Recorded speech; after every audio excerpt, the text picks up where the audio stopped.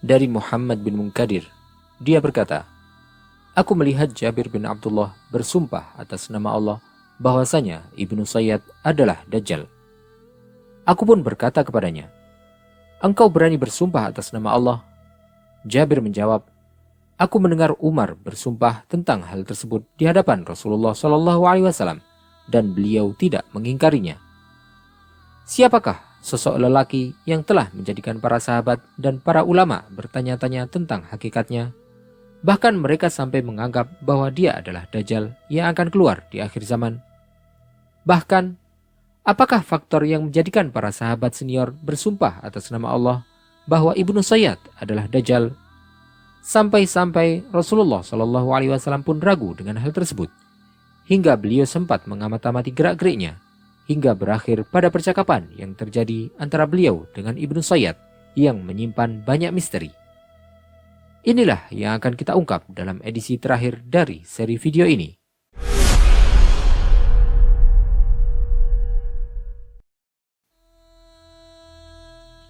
Dari Abdullah bin Umar radhiyallahu anhuma bahwasanya Umar bin Khattab radhiyallahu anhu bepergian bersama Rasulullah SAW dan beberapa orang sahabat beliau.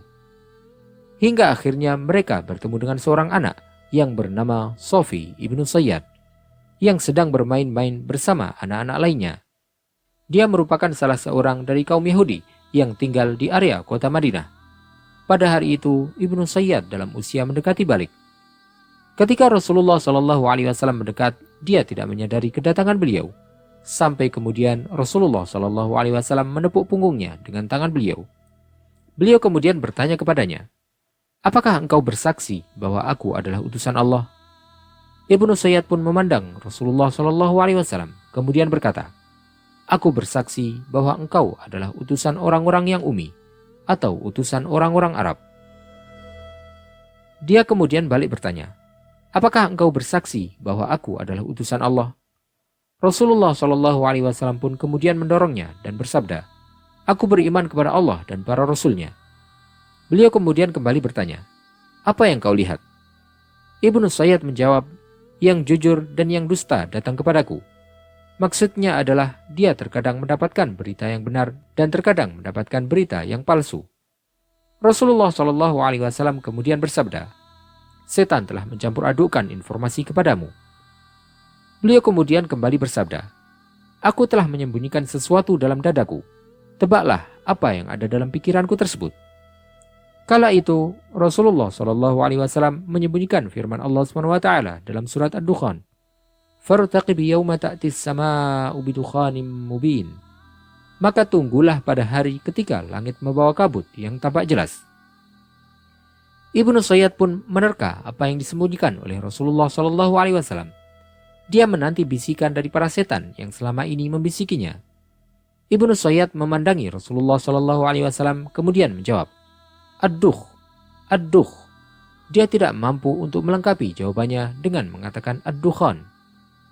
Rasulullah SAW pun kemudian bersabda, cukup, diamlah kau. Kau tidak akan bisa melampaui batasmu. Umar bin Khattab radhiyallahu anhu kemudian berkata, wahai Rasulullah, apakah engkau mengizinkanku untuk memenggal kepalanya?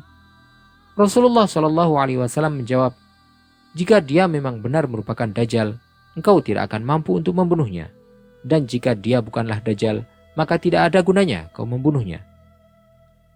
Abdullah bin Umar radhiyallahu anhuma menceritakan bahwasanya setelah itu Rasulullah SAW mengajak Ubay bin Ka'ab radhiyallahu anhu untuk pergi ke kebun kurma tempat keberadaan Ibnu Sayyad. Rasulullah SAW pun mengawasi Ibnu Sayyad dengan bersembunyi di balik pepohonan kurma.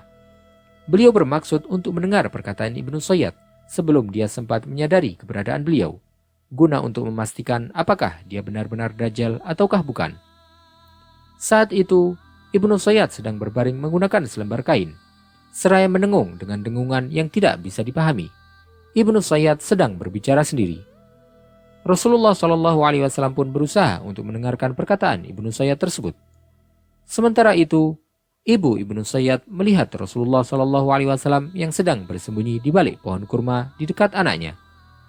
Ibunya pun memanggil anaknya, wahai Safi, ini ada Muhammad SAW.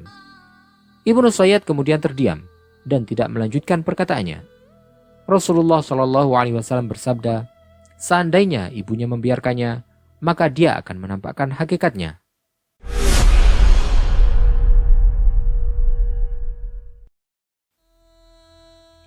Abdullah bin Umar radhiyallahu anhuma berkata, Rasulullah Shallallahu Alaihi Wasallam berdiri di hadapan orang-orang. Beliau pun memuji Allah SWT, kemudian menyebutkan tentang Dajjal dan bersabda, Aku memperingatkan kalian darinya. Tidak ada seorang nabi pun kecuali dia telah memperingatkan kaumnya. Nabi Nuh pun telah memberi peringatan kepada kaumnya. Tetapi aku akan menyampaikan kepada kalian tentang satu hal yang belum pernah disampaikan oleh nabi sebelumku. Kalian akan mengenali Dajjal karena dia buta sebelah matanya, sementara Tuhan kalian tidaklah buta.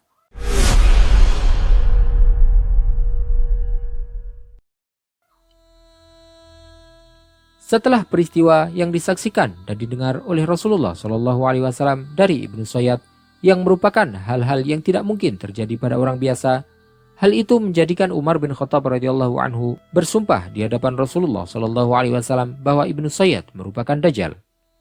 Rasulullah SAW pun tidak mengingkari sumpah Umar tersebut. Orang-orang kemudian sangat berhati-hati terhadap Ibnu Sayyad, sampai-sampai Abu Dzar radhiyallahu anhu berkata, Aku lebih memilih untuk bersumpah 10 kali bahwasanya Ibnu Sayyad adalah Dajjal dibandingkan dengan bersumpah bahwa dia bukan Dajjal meskipun hanya sekali saja.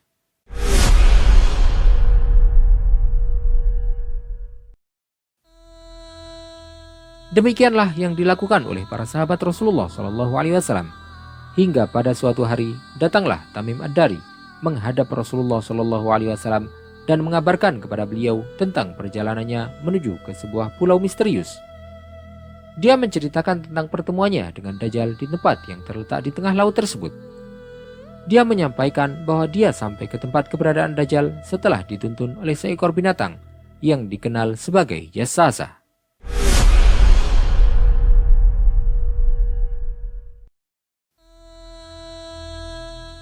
Imam Nawawi rahimahullah menjelaskan tentang hakikat Ibnu Sayyad dalam kitab beliau Syarah Sahih Muslim.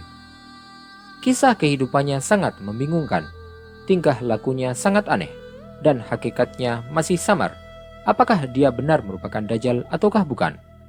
Tetapi dia pastilah termasuk dalam para Dajjal, dalam arti para pendusta yang kemunculannya akan ada sebelum hari kiamat. Dari beberapa hadis yang ada dapat disimpulkan bahwasanya Rasulullah SAW belum diberikan wahyu apakah Ibnu Sayyad merupakan Dajjal ataukah bukan. Tetapi beliau hanya disampaikan tentang sifat-sifat dan karakter Dajjal. Pada diri Ibnu Sayyad terdapat sifat-sifat yang serupa dengan sifat Dajjal. Oleh karena itu Rasulullah SAW tidak memastikan bahwa dia adalah Dajjal ataukah bukan. Rasulullah SAW juga telah memberitahukan kepada Umar bahwa Dajjal tidak bisa memiliki anak. Tetapi Ibnu Sayyad memiliki anak. Dajjal juga tidak akan bisa masuk ke kota Makkah ataupun Madinah. Tetapi Ibnu Sayyad sempat memasuki kota Madinah dan berniat menuju ke Makkah. Maka tidak ada dalil yang menunjukkan bahwa Ibnu Sayyad merupakan Dajjal terbesar yang akan muncul di akhir zaman. Dan hanya Allah SWT lah yang maha mengetahui segalanya.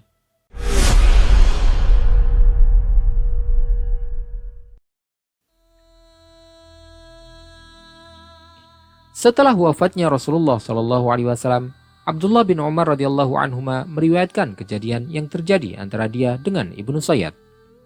Saat itu Ibnu Sayyad sudah memiliki banyak harta dan keturunan, sehingga dia menjadi salah satu orang terkaya dan orang yang paling banyak anak keturunannya.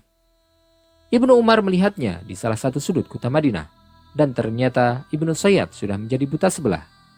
Ibnu Umar pun mendatanginya dan berkata, "Kapan kau menjadi buta?" Dia pun menjawab, "Aku tidak tahu.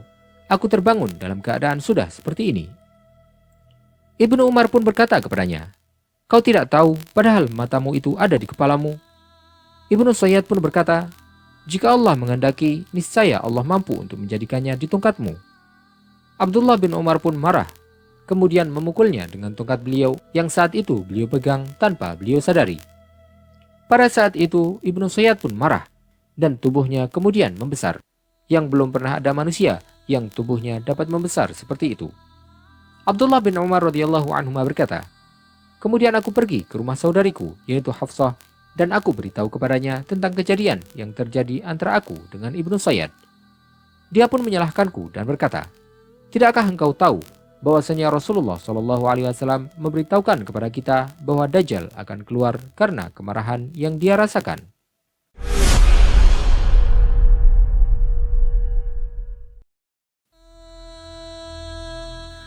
Setelah berlalunya waktu, Saufi ibnu Sayyad pun masuk Islam. Dia kemudian pergi menuju ke Makkah untuk berhaji.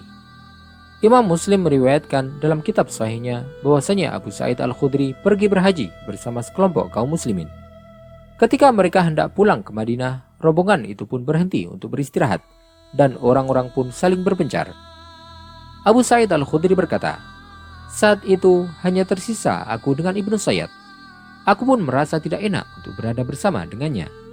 Aku kemudian berkata kepadanya, 'Jika kamu mau, silahkan pergi berteduh di naungan itu.' Aku mengatakan hal tersebut dengan niat agar dia menjauh dariku. Ibnu Sayyad kemudian pergi dan meletakkan barang bawaannya jauh dariku. Tetapi kemudian dia kembali dan membawa segelas susu untuk diberikan kepadaku. Aku pun berkata kepadanya, 'Cuaca hari ini sangatlah panas, dan susu ini juga masih panas. Aku hanya tidak ingin untuk menerima minuman dari tangannya.' Ibnu Sayyad kemudian duduk di sampingku dan berkata, 'Wahai Abu Sa'id, sebenarnya aku ingin untuk mengambil seutas tali, kemudian mengikatkannya di pohon dan aku pun gantung diri. Karena aku sudah tidak kuat dengan perkataan orang-orang yang mengatakan bahwa aku adalah Dajjal. Wahai Abu Sa'id, engkau termasuk salah satu sahabat Rasulullah SAW, dan kau pasti tahu hadis-hadis dari beliau. Beliaulah yang bersabda bahwa Dajjal adalah seorang kafir, sedangkan aku adalah seorang muslim. Dajjal juga tidak akan bisa untuk memasuki Makkah dan Madinah, sedangkan aku tidak seperti itu. Dajjal juga tidak memiliki keturunan, sedangkan aku memiliki banyak anak." Abu Sa'id kemudian bertanya kepadanya, "Apakah kau suka jika kau memang menjadi Dajjal?" Ibnu Sayyad menjawab, "Jika aku diberi tawaran tersebut, maka aku tidak akan menolaknya." Dalam riwayat lain, Ibnu Sayyad berkata, "Demi Allah, aku tahu siapa itu Dajjal, dan aku tahu di mana dia dilahirkan, dan juga aku tahu di mana dia sekarang." Abu Sa'id kemudian berkata kepadanya, "Aku berlindung kepada Allah dari dirimu."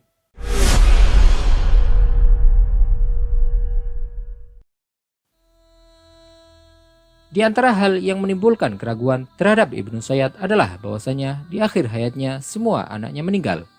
Dia pun akhirnya hidup tanpa memiliki penerus. Ketika terjadi pertempuran Harrah antara pasukan Hajjaj dengan penduduk kota Madinah, Ibnu Sayyad pun keluar untuk berperang bersama dengan penduduk kota Madinah. Tetapi dia kemudian menghilang setelah itu. Orang-orang tidak menemukannya dalam barisan orang-orang yang masih hidup ataupun orang-orang yang meninggal. Dari sini, para ulama menyaksikan hakikat Ibnu Sayyad sebagai Dajjal dan menganggap bahwasanya Ibnu Sayyad merupakan salah satu Dajjal kecil di antara para Dajjal yang muncul sebelum kedatangan Dajjal di akhir zaman. Hakikat Ibnu Sayyad telah membingungkan para ulama. Mereka berbeda pendapat tentangnya. Sebagian ulama menganggap bahwa Ibnu Sayyad adalah Dajjal, sementara sebagian yang lain menganggap bahwa dia bukanlah Dajjal, di mana masing-masing ulama berpegang dengan dalil yang menguatkan pendapatnya. Dikarenakan perbedaan pendapat yang terlihat kuat tersebut, Al-Hafidz Ibnu Hajar mengambil jalan tengah dari kesimpulan para ulama dengan berkata, "Melihat dari hadis Tamim Ad-Dari dan hadis-hadis yang mengisyaratkan bahwa Ibnu Sayyad adalah Dajjal, diketahui bahwa Dajjal adalah sosok yang telah dilihat oleh Tamim Ad-Dari dan bukan Ibnu Sayyad. Sedangkan Ibnu Sayyad sendiri merupakan cobaan yang muncul bagi kaum muslimin dalam bentuk Dajjal atau pendusta."